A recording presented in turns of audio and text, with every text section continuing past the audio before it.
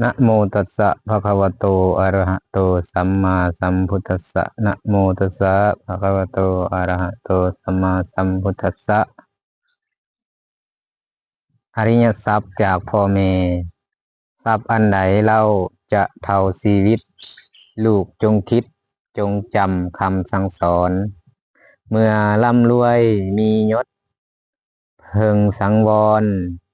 เมื่อแต่ก่อนไผเลี้ยงเฮามาเฝ้าดูแลได้ชีวิตจึงได้ทรัพย์ได้ยศถา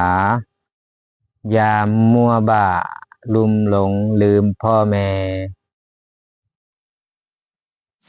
มักอวดตนว่าตนเก่งว่าตนบ่เคยแคร์แต่ที่แท้มีพ่อแม่จึงมีเฮาทรัพย์อันใดที่มีค่าว่าประเสริฐเป็นบ่อเกิดแห่งความดีมีคุณค่าทรัพย์ดีทรัพย์คือธรรมนำชีวิตด้วยปัญญาพ่อแม่พาลูกหลานปลูกศีลธรรมนำมาบวชมาฝึกหัดคัดกิเลส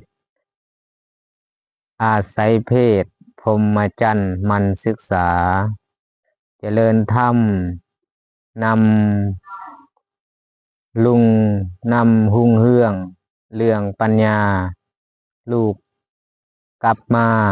โปรดพ่อแม่ทดแทนคุณ